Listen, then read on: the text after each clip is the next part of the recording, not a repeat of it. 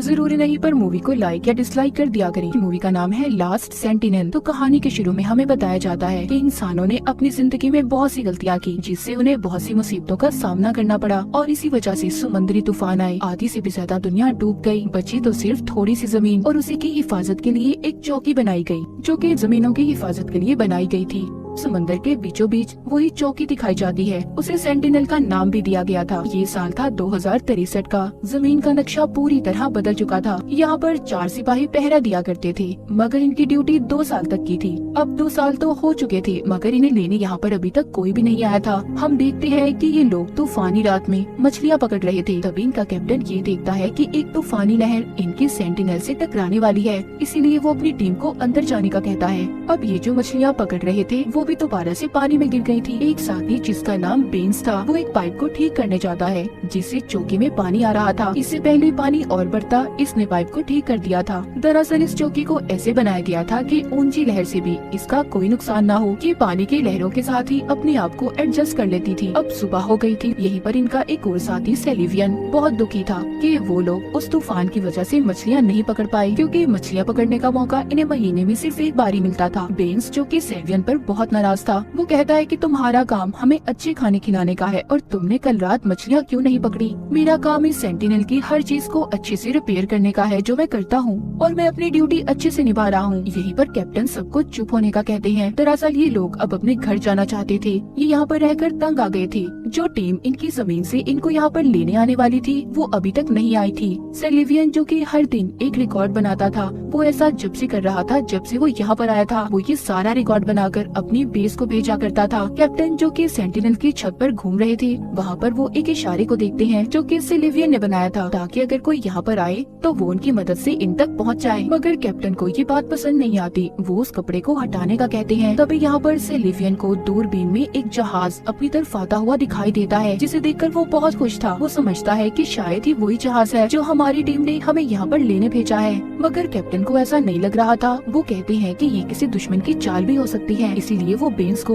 Bomb को activate करने का कहते हैं। और साथ ही इनकी एक और साथी जिसका नाम कैसिडी था, उसको रिडार पर सब कुछ चेक करने का कह रहे थे। दरअसल रिडार से ये पता करना चाहते थे कि ये जहाज आखिर किस तरफ से आया था। अब वहाँ पर बेन्स गन्स चलाने के लिए तैयार था, मगर कैप्टन उसे रोक देते हैं और सेलिवियन से ये कहते हैं कि तुम्हें छोटी कश्ती लेकर उस बड़े जहाज तक जाना होगा और देखना होगा कि वो हमारी मदद के लिए है या फिर किसी दुश्मन का है। सेलिवियन जो कि डरा हुआ था, वो जाना तो नहीं चाहता था, मगर फिर भी वो कैप्टन की बात मानकर जाने के लिए तैयार था। इसीलिए अब वो कश्ती लेकर उस जहाज पर चला जाता है। कैप्टन उससे बार बार राब्ता करने की कोशिश कर रहे थे, मगर वो अपने सिस्टम को बंद कर देता है, क्योंकि उसे शक था कि अगर जहाज में कोई हुआ तो वो उसे सुनकर पकड़ लेगा। उधर कैप्टन को ये लग रहा था कि सेलिवियन को दुश्मन ने मार दिया, इसीलिए वो कंट्रोल रूम में जाते ही बॉम्ब को कैसिडी को एक्टिवेट करने का कहते हैं। बॉम्ब को एक्टिवेट करने के लिए 2 चाबियों की जरूरत थी। वो ये सब कुछ करने से डर रही थी, मगर ये इनका फाइनल ऑर्डर था। उधर सेलिवियन जो कि उस जहाज की छानबीन कर रहा था,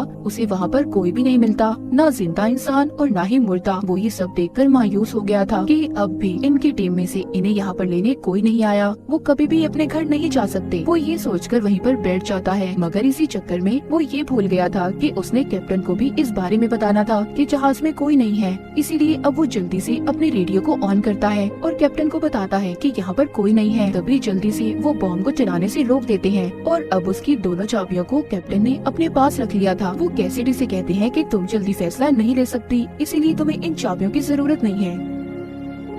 अब सेलिवियन उस जहाज को लेकर अपनी चौकी तक ले आया था। बेन्स भी उस जहाज की जांच करता है, जिससे पता चलता है कि जहाज पिछले कई महीनों से बंद पड़ा है। ये जहाज भेजा तो इन्हीं लोगों के लिए गया था, मगर इन्हें ये पता करना था कि आखिर जहाज में लोगों के साथ हुआ क्या था जो यहाँ पर इस जहाज को लेकर आए थे। बेन्स कहता है कि मैं इस जहाज को ठीक कर सकता हूँ, मगर कैप्टन उन्हें मना कर देते हैं और ये कहते हैं कि नहीं, हम इसके साथ कुछ नहीं कर सकते और न ही बेस पर बता सकते हैं जब तक हम खुद अच्छे से इसकी छानबीन न कर लें। ये सभी कैप्टन के सख्त असूलों से तंग आ गए थे, क्योंकि अब ये किसी भी कीमत पर वापस घर जाना चाहते थे। सेलिवियन जब कैप्टन के पास दोनों चाबियों को देखता है तो उसे और भी ज्यादा गुस्सा आ गया था, क्योंकि अब इस चौकी का सारा इख्तियार कैप्टन के पास था। उधर कैप्टन जहाज के बारे में सारी लोकेशन को पता करते हैं कि ये यहाँ पर कहाँ से आया था। सेलिवियन भी जहाज के बारे में बिना बताए बेस को खबर कर देता है और ये बात जाकर वो कैसिडी को भी बताता है कि मैंने सब बातों का बेस को बता दिया है। उधर बेंस भी आ गया था, जिसने इनकी बातों को सुन लिया था। उसे भी पता चल जाता है। अब इन सारी बातों का आकर बेंस कैप्टन को बताता है। तभी वही इन्फॉर्मेशन इन्हें वापस मिली थी जो कि कल रात बेंस ने बेस को भेजी थी। इसका मतलब 1 साल से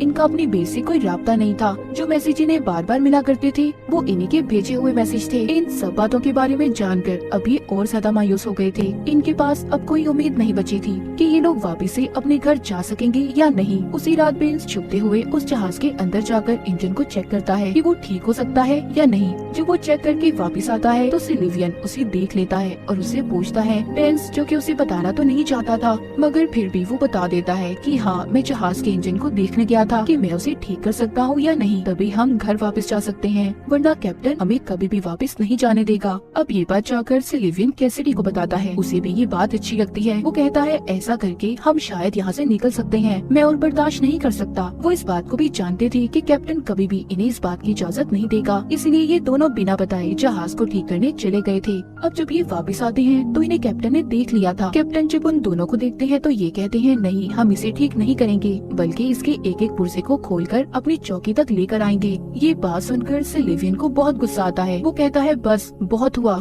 हमने अपनी ड्यूटी से ज्यादा अपने फर्ज को निभाया है, अब हम और ज्यादा बर्दाश्त नहीं कर सकते, हमें अपने घर वापस जाना है। कैप्टन कहता है नहीं, तुम यहाँ से नहीं जा सकते, ये मेरा हुक्म है। वो उन्हें गन निकालकर यहीं पर रुकने का कहता है। उधर कैसिडी जो कैप्टन के साथ रहकर यहीं पर खुश थी, मगर फिर भी वो इन दोनों के लिए कैप्टन से बात करने चाहती है कि वो इन्हें यहाँ से जाने दी। वो कहती है कि तुमने पहले भी अपनी जिद बहुत से सिपाहियों को खोया है, तो तुम ये गलती दोबारा मत करो, उन्हें जाने दो। कैप्टन कैसिडी की बात को सुनकर ये फैसला करते हैं कि हम में से 2 यहीं चौकी पर रहेंगे और 2 जा सकते हैं। बेंस तो ये सुनकर खुश था, मगर सिलिवियन खुश नहीं था क्योंकि वो कैसिडी को भी अपने साथ लेकर जाना चाहता था। वो कैसिडी से कहता है कि तुम कैप्टन से कहो कि मैं भी जाना चाहती हूँ, मगर वो कहती है नहीं, तुम जाओ, मैं यहाँ पर बहुत खुश हूँ। जब बेंस और सिलिवियन ने अपनी सारी तैयारी कर ली थी, उसी रात कैप्टन उन्हें एक लेटर भी देता है जो कि जाकर उन्हें बेस पर देना होगा। अब जब सुबह होती है तो हर तरफ खतरे की घंटियाँ बजना शुरू हो गई थी। कैप्टन उन्हें छत पर बुलाकर जल्दी से बॉम्ब को एक्टिवेट करने का कहते हैं। वो कहते हैं दुश्मन का एक जहाज हमारी तरफ बढ़ रहा है, लेकिन वहाँ पर सिलिवियन को इस बात का अंदाजा हो गया था कि ये जहाज उनकी बेस से उन्हें यहाँ पर लेने आया है। अब वो कैप्टन की इस बात को मानने के लिए तैयार नहीं था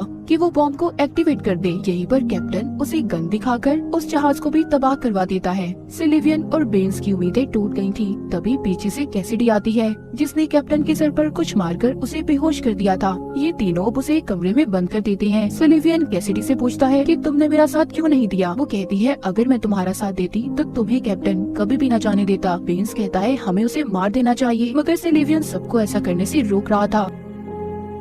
सिलिवियन कैप्टन से मिलने जाता है और उससे पूछता है जब हमारे दरमियान में ये बात तय हुई थी कि हम में से 2 लोग यहाँ पर रहेंगे और 2 वापस चले जाएंगे, तो तुमने अपना इरादा क्यों बदला। वो कहता है ये जहाज हमें लेने 3 महीने पहले भी आया था, मगर किसी ने रेडार से रास्ता बदल दिया। हम लोगों के बीच में कोई गद्दार छुपा हुआ है जो चाहता है कि वो यहीं पर रहकर हर चीज पर कब्जा कर ले और जो हमारी जमीन है उस पर बॉम्ब गिराकर उसे तबाह कर दे। सिलिवियन कहता है अच्छा, अगर तुम सब बातों को जानते थे तो तुमने मुझे पहले क्यों नहीं बताया। इतना कहकर वो वहाँ से दोबारा से उसे बंद करके चला जाता है क्योंकि उसे कैप्टन की बातों पर यकीन नहीं था। जिसके बाद सिलिवियन अब सारा दिन बेस से मदद मंगवाने की कोशिश में लगा रहता है, पर कोई फायदा नहीं था। यहीं पर कैसिडी उसे अपने बचपन की तस्वीर भी दिखाती है और ये बताती है कि जब दुनिया डूबी नहीं थी तो मैं अपनी फैमिली के साथ समुद्र पर आई थी, लेकिन दुश्मनों ने मेरी सारी फैमिली को मार दिया और बस मैं अकेली बची हूँ। ये सुनकर सिलिवियन को बहुत दुख होता है। रात को कैसिडी जब अपनी ड्यूटी कर रही थी तो उसके पास बेंस आता है जो नशे में था। वो उसे बदतमीजी करने की कोशिश कर रहा था। कैसिडी खुद को छुड़वाकर सिलिवियन के पास जाती है। बाद में इन दोनों को पता चलता है दरअसल बेंस कैसिडी के पास बॉम्ब को एक्टिवेट करने की चाबी लेने आया था। बेंस रेडियो से बेंस पर ये मैसेज भेज देता है जो काम वो करने आए थे वो पूरा हो चुका है, इसीलिए उन्हें वापस बुला लिया जाए।